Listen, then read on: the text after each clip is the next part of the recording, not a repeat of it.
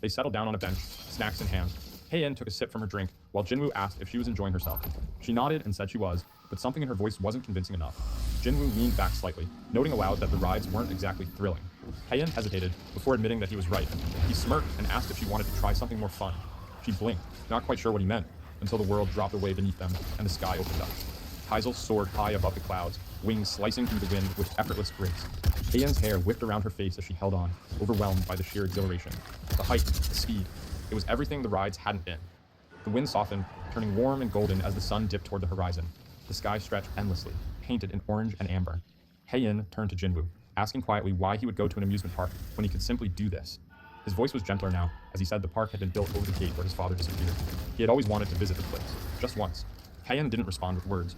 Instead, she leaned closer and wrapped her arms around Jinwoo, a soft embrace filled with gratitude. He didn't move, letting the silence speak for them. After a while, Jinwoo mentioned there was still something he wanted to show her. Kaizel flew farther, across vast landscapes, until they arrived in a secluded forest, untouched and endless. As they landed, Hei-in took in the sight, an endless stretch of trees, still and pure. Sitting beside Jinwoo, she smiled quietly and rested her head on his shoulder.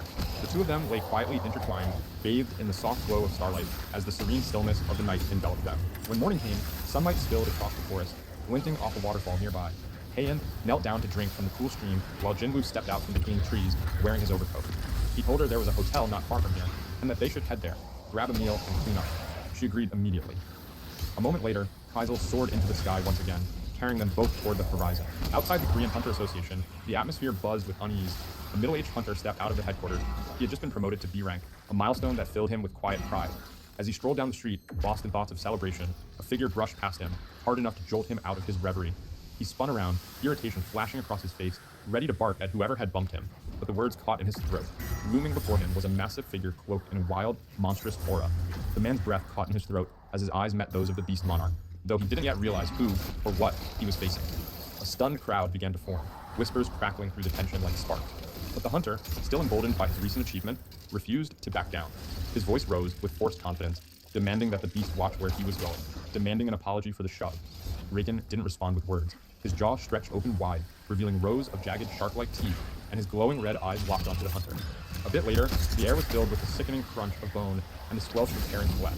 In a flash, the B-rank hunter was gone, devoured whole, his blood splattering across the pavement. Fear gripped the souls of the surrounding hunters as chaos erupted all around them. Raken's grin deepened, lips stained crimson as he basked in the terror. Without hesitation, he lunged forward, hurling cars into the air like pebbles, each impact scattering metal and fire across the street. One hunter barely had time to turn before a flying vehicle crushed him. A roar tore from Raken's throat, loud, guttural, and laced with primal fury. The monstrous sound rolled across the city like thunder. His voice, though spoken in the tongue of beasts, carried a message as clear as death. He declared the hunt had begun and vowed to tear through flesh and bone, devouring all who dared stand in his way. The beast monarch challenged anyone, if they had the courage, to step forward and try to stop him. Back at the association, Chairman Wu Jinchul shot to his feet as the news hit. His voice cracked with disbelief as he demanded a situation report. The associate, pale and sweating, stammered that the number of casualties was still unknown. Whatever this thing was, it hadn't stopped since it appeared. Time was running out. Frustration surged through Jinchul as he grappled with the escalating crisis. His thoughts were already consumed by the impending dungeon disaster, and now, this beast had appeared out of nowhere. His voice hardened as he urgently asked about Jinwoo's whereabouts, but the associate reported that no one had been able to reach him. Gritting his teeth, Jinchul moved toward the door, fully prepared to face the beast himself if he had to, but before he could leave, an employee rushed in, panting and breathless. Someone had appeared, a hunter capable of matching the beast's strength.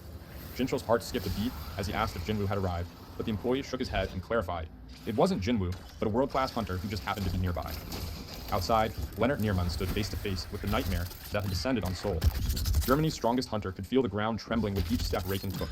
The stench of blood coated the air, and a creeping doubt tried to worm its way into his thoughts. Leonard steeled himself, tightening his jaw, readying for the battle ahead. But just as he prepared to move toward the monster, Thomas Andre approached from behind, his towering form exuding power as his eyes locked onto the beast monarch.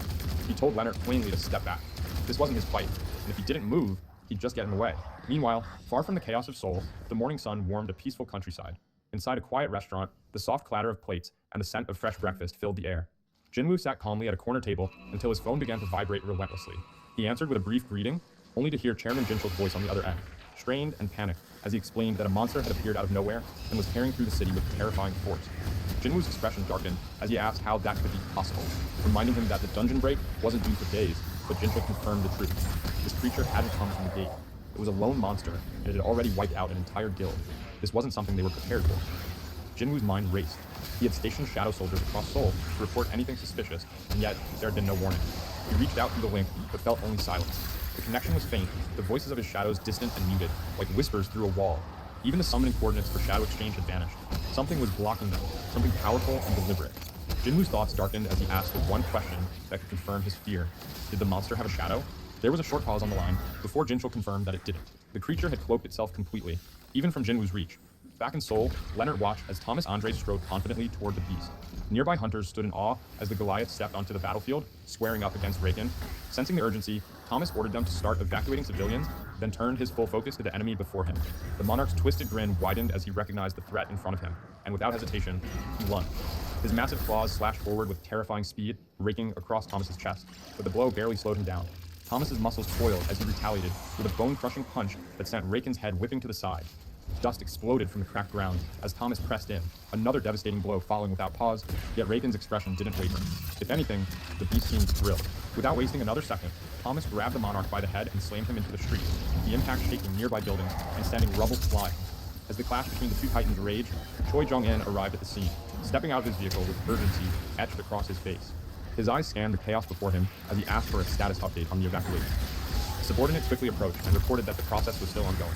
Hunters from various guilds, including the Fiend Guild and the White Tiger Guild, were doing everything they could to clear civilians from the area, but Jong-in's attention had already shifted.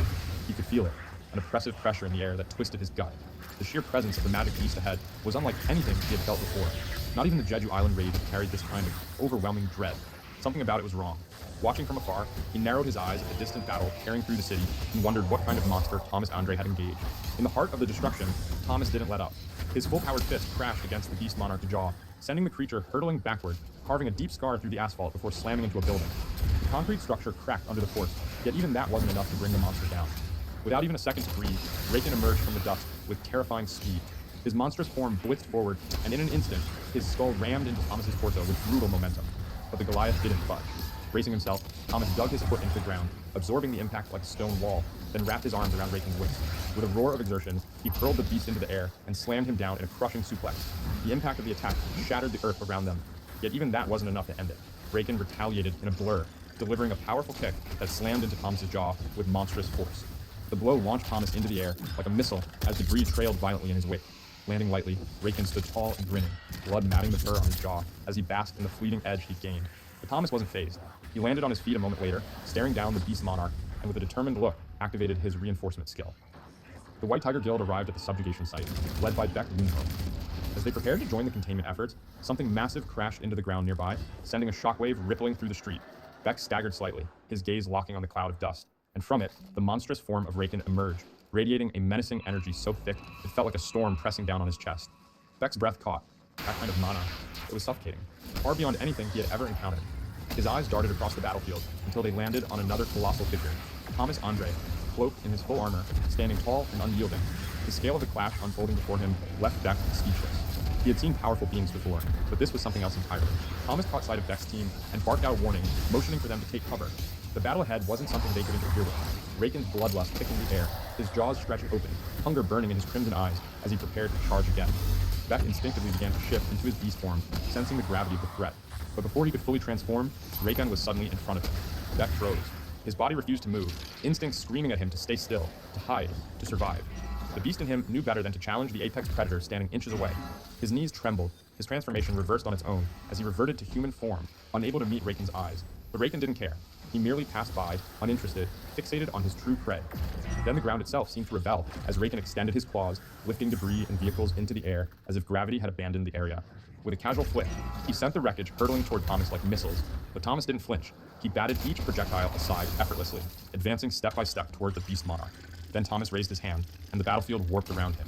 His gravitational field expanded outward, pulling everything into his center, including Raken. The beast monarch tried to resist, but the pull was relentless. In one swift motion, Thomas yanked the beast toward him, raised both fists, and slammed them down onto Raken's back with the force of a collapsing mountain. The impact tore a crater into the street, but Thomas wasn't finished. He lunged forward, fists hammering down with machine-like precision, each blow cracking bone and shaking the earth. Blood sprayed, the concrete shattered, and still, Thomas struck. But something felt wrong. Even as he overwhelmed his opponent, a cold unease crept up his spine. It didn't make sense. He was winning, yet the feeling of victory was absent. There was no fear in the monster's eyes, no desperation, only anticipation. He raised his fist one last time, preparing to end it, when suddenly, Raken caught it, effortlessly. Thomas's eyes widened. The beast monarch stood, his form now shifting, bones snapping and reshaping as a coat of white fur enveloped him. Raken chuckled darkly, amused that a mere puppet of a fragment had pushed him this far. But he was done playing. In the blink of an eye, his claws slashed forward, faster than Thomas could track. The sound of tearing armor echoed as Thomas struggled to stay upright, parrying with everything he had. But the assault didn't stop. Raken grabbed him by the throat, his grin widening as he mocked Thomas with a twisted invitation. A contest of strength. He crushed Thomas's armor in his grip. The moment it cracked